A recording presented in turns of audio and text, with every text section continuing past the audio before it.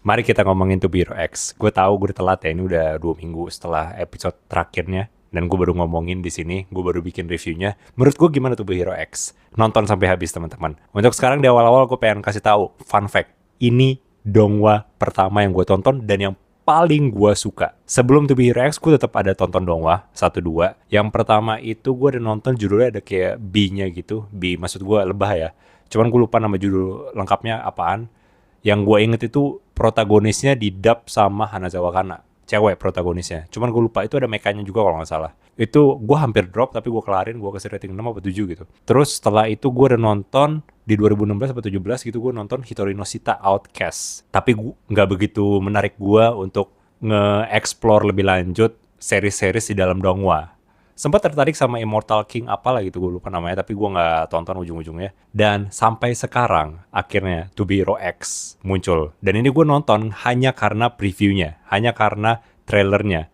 Kelihatan menarik. Gue pernah nonton trailernya beberapa tahun yang lalu sebelum animenya airing.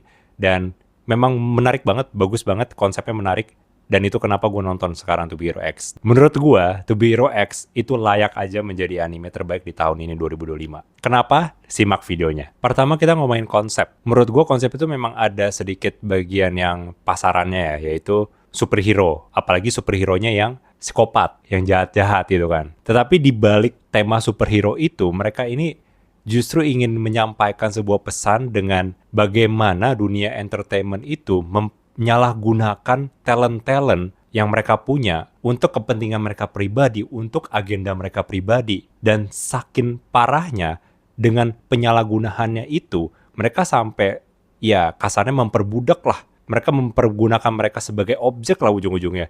Udah nggak memperhatikan talent tersebut sebagai manusia ujung-ujungnya. Kasarnya seperti itulah ya. Lu tahu sendirilah. Nggak jauh beda dengan kasus-kasus yang ada di dunia nyata. Itu yang gue suka dengan konsepnya. Mereka tuh walau superhero yang memang fiksi banget, kreatif juga ya.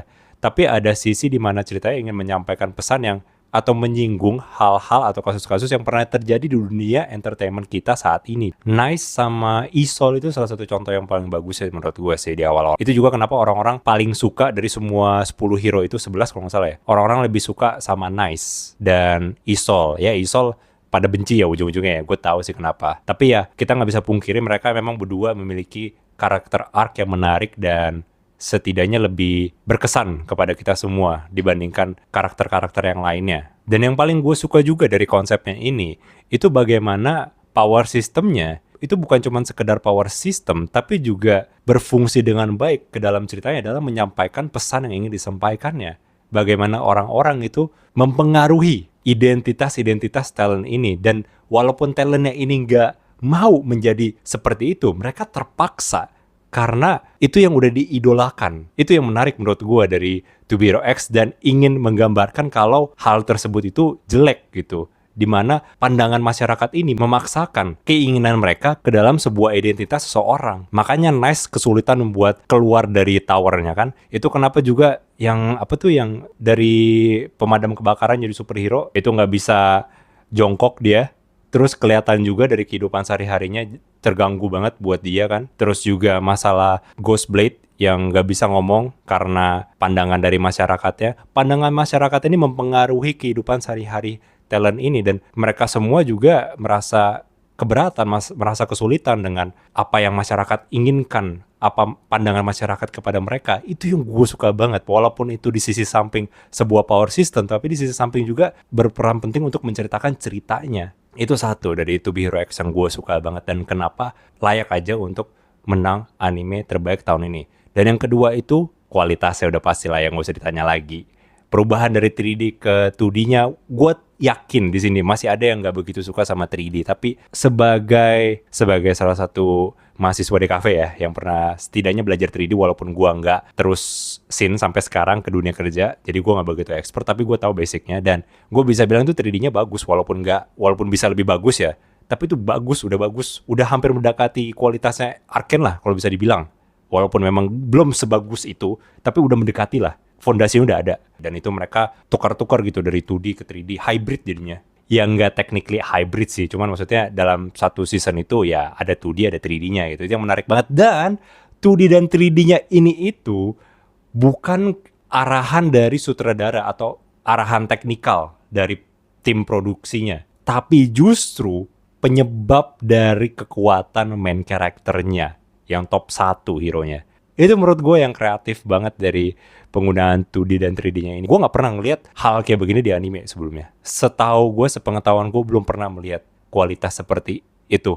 Penggunaan kualitas seperti itu. Jadi ketika gue pertama kali nonton To Be Hero X dan ngeliat dan tahu dengan alasan dibalik perubahan 2D dan 3D ini, gue langsung terpesona gitu. Kayak wow, ini gila banget sih kualitasnya. Yang minus ya menurut gue itu dari kualitasnya di 2D-nya. Kadang terlihat kurang konsisten dan ada beberapa episode yang menurut gue pribadi itu masih kurang bagus atau kasar bisa dibilang ya. Terutama di beberapa episode di arc-nya Xian, Lucky Xian, itu menurut gue bisa lebih bagus. Tapi overall 2D-nya oke. Dan ketika di bagian akhir masuk ke 3D, itu dimana kita bisa ngeliat akhirnya, wah gila emang 3D.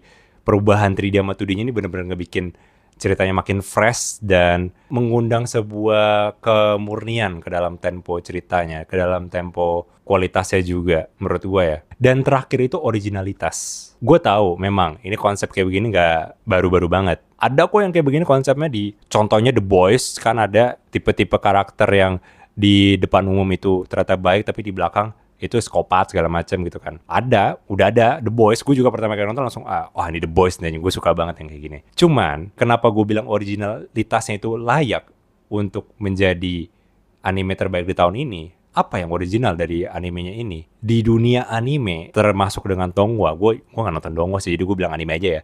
Dalam dunia anime itu sepengetahuan gue kagak ada cerita superhero yang arahannya itu bukan ke arah superhero-nya menyelamatkan orang-orang, tetapi lebih ke kondisi mental superhero-nya itu sendiri dan penderitaan superhero-nya ini terhadap ekspektasi dan pandangan masyarakat terhadap mereka. Bukan seperti kayak Boku no Hero Academia. Gue bilang kayak gini bukan maksudnya jelek ya, tapi bukan yang kayak Boku no Hero Academia di mana temanya itu menyelamatkan orang walaupun lu kuat atau enggak gitu. Superhero, the true superhero, superhero sejati. Tetapi lebih ngebedah psikologi individu superhero tersebut di dalam lingkungan-lingkungan kayak di To Be Hero X itu dalam format anime atau donghua. Apalagi ditambah topping karakter-karakter OP kayak X kan, terus ada rankingnya juga. Gue yakin orang-orang suka banget yang ranking. Ngebikin ceritanya makin lebih disukai sama rata-rata penonton. Apalagi ada turnamennya, makin suka lagi orang-orang.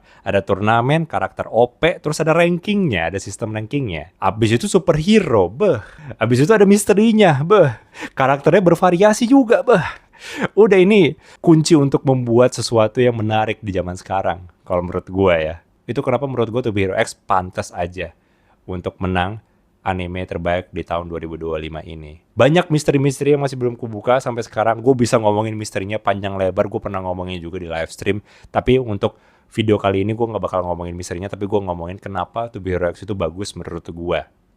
Kalau menurut kalian kayak gimana? Bagus atau jelek? Kalian gak suka di bagian mana? Atau enggak kalian suka di bagian mana? Gue memang ada beberapa bagian yang menurut gue kurang bagus lah. Contohnya ada beberapa episode di Lucky Xian yang menurut gue pribadi kualitasnya itu kurang bagus.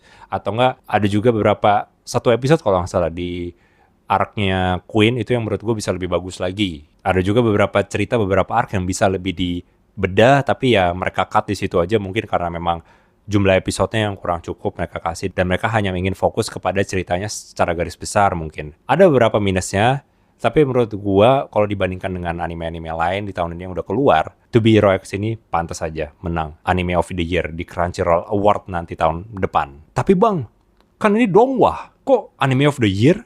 Kan nggak masuk ke anime. Uniknya, To Be Hero X ini dibilang anime pun bisa. Kenapa? Karena secara ofisial udah kerja sama Aniplex. Produsennya setahu gue ya, itu ada Aniplex, ada Bilibili, sama satu lagi siapa gitu lupa. Jadi studio besar dari Jepang dan Cina itu berkolaborasi untuk membuat To Be Hero X. Maka dari itu menurut gue ini unik juga karena ini satu-satunya karya atau film yang bisa kita sebut anime dan donghua secara bersamaan. Kalau disebut donghua terbaik tahun ini gue nggak tahu ya, karena gue nggak nonton donghua. Yang gue tonton donghua cuma To Be Hero X. Tapi ngomongin donghua dan ngomongin misteri To Be Hero X, direktur yang ngebikin To Be Hero X ini itu ngebikin juga Link Click yang orang-orang sering rekomendasiin ke gue, tapi gue nggak mau karena kelihatannya kayak nih yaoi kali ya.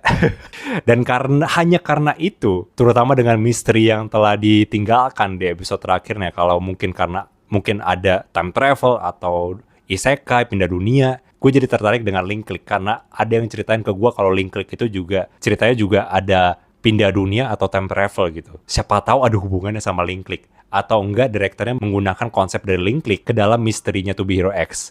Jadi mungkin dongwa selanjutnya yang gue bakal nonton nanti itu Link Click. Moga-moga gue tonton sih. Gue masih belum tahu bakal gue nonton apa enggak. Menurut kalian kayak gimana? Sekalian sama Link Click. Menurut kalian gimana Link Click? Mungkin ada yang bisa nge-review singkat di komen. Bakal ngebuat gue tertarik buat nonton nanti. Coba komen di bawah. Sekali lagi menurut kalian kayak gimana To Be Hero X? Kalau menurut kalian bagus, komen di bawah. Kalau menurut kalian jelek, komen juga di bawah. Kalau menurut gue bagus banget, gue kasih rating 9/10. Masih belum 10/10. Kita lihat season 2 yang kayak gimana nanti. Sampai sini aja video hari ini. Jangan lupa juga subscribe dan like. Kalau kalian suka konten kayak begini, tunggu video selanjutnya gue bakal review Clevates. Sampai jumpa di video selanjutnya. Jane.